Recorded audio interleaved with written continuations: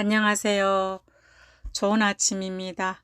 오늘도 책 읽는 여자 이영주가 계속해서 제 자서전을 읽어 내려가려고 합니다. 어제 저녁에 이제 출근하니까 애기 3명이 새로 들어왔습니다. 이제 그 애기 3명 중에 하나가는 갓난 아이인데 쇄골이 나갔더라고요. 그래서 아가들은 이제 그거 느끼지 못한다고 하는데도 굉장히 아가가 보채더라고요. 그래서 좀 다른 저녁보다는 좀 바쁜 일상을 보냈거든요. 선생님 이제 4분인데 한 분은 이제 그 아가를 계속 키워야 되니까. 그래서 잠깐 그런 생각을 해봤습니다. 이제 세상에서 살아가는 삶도 이제 힘들지만 세상에 올 때도 쉽지는 않구나. 아가들이 엄마 자궁을 이제 지나쳐 나오는 것들도 굉장히 힘들고 아가들 막 힘써서 눈도 막 빨갛게 비지고 그랬었거든요. 근데 이 아가는 제가 조련에서 4년 근무하는데 처음 봤어요. 쇄골이 나간 아가. 갓난 아가인데 깜짝 놀라기도 했고 안쓰럽기도 하고 짠하기도 했던 밤이었습니다. 오늘 읽어드릴 내용은요. 내몽골 중국 변방대입니다. 정확히 그날 밤에 우리는 분명하게 사람이 만든 전기 불빛을 아주 멀리서 보았다. 그 불빛을 발견하고는 서로가 서로에게 우리가 살 수 있다는, 이제는 살게 되었다는 안도감에 일행 7명이 한데 부둥켜 안고 목이 나가도록 만세를 불렀던 것 같다. 잠을 자기로 했던 것도 취소하고 그날 밤 저 멀리서 보이는 불빛을 찾아 다시 길을 떠났다. 살기 위해서, 또 살 수 있는 끈을 붙잡기 위해서 우리 7명은 너도 나도 일어섰다. 아기적 엄마의 젖먹던 힘까지 다 내서 한 발자국 두 발자국 지팡이에 몸을 실어서 그림처럼 아득히 먼 곳에 보이는 곳, 그곳을 향하여 우리는 걷고 또 걸었다.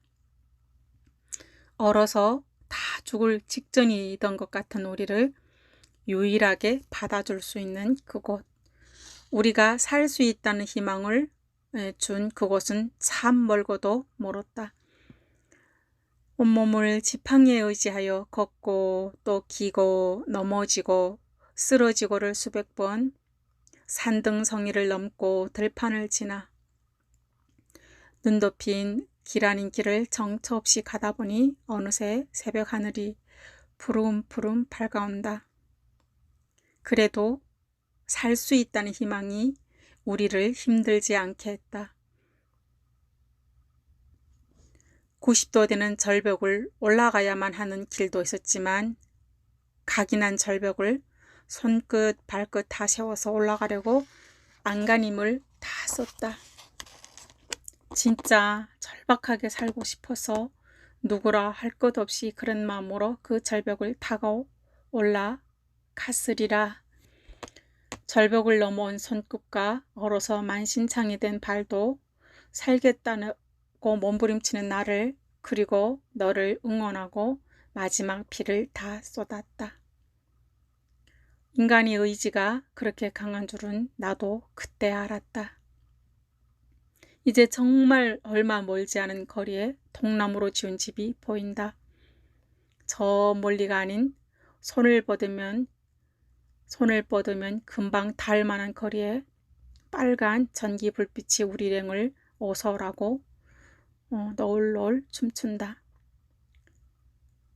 저 불빛만이 정령 살 길이다. 일주일 동안 추위, 갈증, 배고픔, 눈보라 등과의 싸움과 불안과 근심 속에서 죽지 못해 살아왔던 우리는 이제는 살았구나 하고 감사했다. 긴 생명의 끈을 놓지 않고 지금껏 붙들고 있은 내가 대견스럽고 너무 장하다는 생각도 들었다.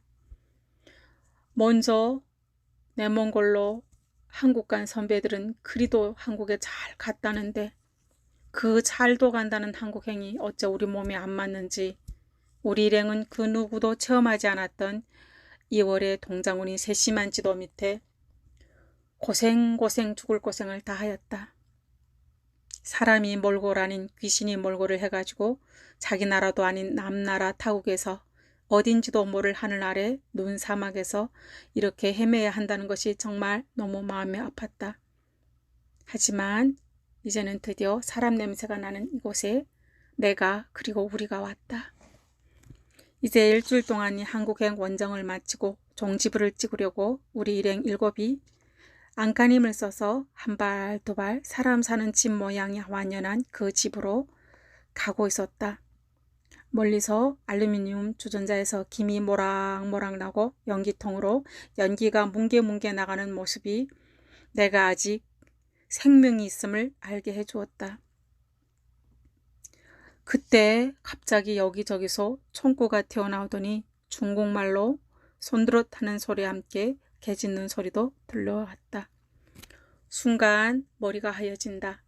꿈인지 생시인지도 모르겠다. 지팡이에 실었던 몸도 중심을 못 잡고 다리의 힘이 스르르 풀렸다. 그리고는 한없이 어디론가 날아갔다. 때가 꼬질꼬질한 옷을 입고 하늘을 나는데 하늘은 참으로 맑았다. 눈이 아프도록 시린 햇빛과 불빛 사이로 남편과 딸애가 뛰노는 모습이 보인다. 그리고 나를 보더니 웃는다. 나도 웃는다. 나는 또 손줘서 불렀다. 소연아, 나야 엄마야. 엄마라니깐. 아니 여보야, 나 당신 마누라야. 근데 방금까지 나랑 눈을 맞추며 웃던 남편이랑 딸애가 나를 모른다고 한다. 내가 입은 옷이 너무 더럽나? 그래서 나를 못 알아보는 거야. 그래, 맞아. 말을 하려고 하는데 목구멍에서 뭔가 막혀버린 느낌이 입에 열리지 않았다. 나라고 왜 나를 모르는 거냐고 여보. 소연아. 으악하고 눈을 떠보니 하얀 벽이 보였다. 뭐하는 곳일까? 여긴 도대체 어디지? 분명 잠들기 전에는 무릎까지 빠지는 눈밭을 걷고 있었는데 여기가 도대체 어딘지 생각이 나질 않는다. 내가 꿈꾸고 있나? 몸이 움직여지지 않아서 가까스로 눈을 먼저 돌리고 목을 돌려 양옆을 보니 아니 글쎄 기가 찼다. 우리 일행 7이 나란히 각자 한 개의 침대를 차지하고 누워있는데 발 하나하나에는 링거를 하나씩 걸고 있는 것이 아닌가. 찬찬히 보니 꿈은 아니지 싶다. 근데 여기가 어딘지 감이 잡히질 않았다. 눈을 돌려 여기저기 보니 중국어로 된 달력도 있고 머리맡에 있는 약봉지에도 중국 글자가 적혀 있었다. 무슨 소염제란다. 우리 일행은 시체처럼 누워있고 하나같이 얼굴들이 백지장 같았다. 내 오른발에도 하얀 붕대가 칭칭 감겨져 있었다. 입고 있는 옷 또한 가관이다. 하얀 시트에 어울리지 않게 불똥이 튀긴 자리에 솜이 다 쏟아져 내린 구멍난 옷, 불에 그슬리고 다 쪼그라진 바지, 갈증에 더 갈라져서 피딱지 범벅이 된 입술과 손은 벚나무 등처럼 되어버린 우리 일행의 몰골이 참으로 눈물 나도록 슬펐다. 저렇게 몸이 입고 있는 옷가지가 상하도록 살아있다는 것이 참으로 신기하기만 했다. 영웅들이야 영웅들. 혼자말로 내가 이렇게 중얼거리는데 중국 변방대 군복을 입은 앳된 병사 하나가 들어오더니 앉아있는 나와 눈을 마주쳤다. 나는 용기 내어서 물었다. 한 가지 물어봅시다. 우리가 왜 여기에 누워있어요? 그 꼬마 총각이 꼬마 병사가 대답한다. 군무서다가 감시초소에 정황이 생겼다고 비상해서 보니 당신들이더라. 근데 하나같이 우리를 보더니 기절에 넘어져서 군부대 병원으로 호송해 왔는데 3일 밤낮을 깨지 않고 줄곧 잠만 자네. 거기에 동상 입은 사람들이 많아서 놀랐었다고 간단히 설명하는 그 병사의 입원 자리를 빤히 쳐다보다가 나는 슬그머니 기가 막혔다. 일주일 눈속에서 헤매다가 살겠다고 길을 쓰고 찾아온 것이 내 몽골이 중국 변방대였을 줄이야. 그것도 하나같이 기절에 넘어가서 3일 밤 3일 낮을 이곳에서 잠만 잤다니. 우리 소원대로 살긴 살았는데 뭐가 크게 잘못된 것 같다. 살아있는 것을 감사해야 하는지 잡힌 것을 슬퍼해야 하는지 기가 막혀서 아무것도 생각이 안 난다. 시체같이 누워있던 사람들이 하나 둘 눈을 비비면서 일어난다. 그래서 상황 설명을 해주니 파악이 잘 안 되는지 반응들이 없다. 이어 우리가 깨어난 소식을 듣고 군부대 간부들이 하나 둘 들어오더니 우리를 보면서 하나같이 혀를 찬다. 아니, 당신네들 죽으려고 한국 가니 살려고 한국 가니? 그러면서 우리들은 운이 참 좋단다. 짐승들도 얼어 죽는다는 그 혹한에 얼어 죽지 않고 일주일을 버틴 거 보니 정말 영웅이란다. 아무리 영웅이면 뭐 한단 말인가. 한국도 못 가고 중국 공안으로 이송되어 북송될 것은 뻔하고 뻔하다. 어쩡쩡하게 영웅설을 들으며 목숨 부지하면서 산다는 것 또한 진정 기뻐할 일도 아닌 것 같다. 참 슬펐다. 그리도 살아야 한다는 손을 이루었는데 하나도 안 좋은 이 감정을 뭐라고 해야 하나. 잘 살아났다고 해야 하나. 아니 괜히 살아났다고 해야 하나. 이런 두 가지 감정이 교차되는 가운데 정신 차리고 일어난 우리 일행에게 저녁이 나왔다. 모래보다 더 깔깔하고 맛없는 밥은 일생 처음 먹었다. 배 안에 한술 돌아가고 정신들이 차려지니 입고 있는 꼬라지 정리에 들어갔다. 너도 나도 발을 절뚝거리면서 화장실 문설주가 닳도록 들락날락 거렸다. 머리는 아무리 샴푸를 해도 맑은 물이 나오지 않고 얼굴도 세숫비누 4-5번을 칠해도 계속 떼국물이 줄줄 나온다. 다리를 씻는다고 바지를 걷어 올렸더니 온 다리에 크고 작은 물집이 자리가 없어서 못 나올 지경이었다. 생각해보니 저녁 잠자는 시간이면 너무 추워서 불을 안고 싶을 정도로 불 가까이 가다 보니 모두들 다리 무릎 아래 성한 구석이 하나도 없이 되어버렸다. 귀엽게 올라온 물집들만 빤히 우리를 쳐다보고 있다. 너희 신세도 참 과간이다. 기가 찼다. 동장군이 품에서 나와 사자 입안으로 들어왔으니 군대병원에서의 하루하루가 미칠 것 같은 시간으로 바뀌어버렸다. 1명도 아니고 7명을 다 내보낼 수는 없을 것이고 7 다 복송될 것은 불보듯 뻔했다. 그것도 대한민국으로 가려다가 잡힌 것이다. 또 어쩌면 가고 싶기도 한 내 고향 고옥당이었다. 탈북한 지 9년 만에 이런 모습으로 고향에 돌아가서 무슨 면목으로 부모님들과 동생들을 만난단 말인가. 내가 할 수 있는 것이 전혀 없는 고국행치고는 너무 잔인한 고향길이다. 하지만 우리의 북송됨은 거부할 수가 없었다. 의식이 돌아온 우리는 우리가 있는 병실은 항상 총을 맨 군인들이 지켜서 있었고 몸들이 회복되어 가는 지금은 화장실도 군인들이 배동하에 갔다 오곤 했다. 몸의 수분을 보충하고 사람이 체력을 회복하는데 도움을 주는 주사와 약을 계속 투입하는데 우리 동상 걸린 발은 중국 병방대 병원에서도 따로 치료하지 않았다. 나는 오른쪽 엄지발가락 언살까지 문질러져서 형체가 변해버렸고 새끼 발가락 터진 살점으로 허연 뼈가 보였다.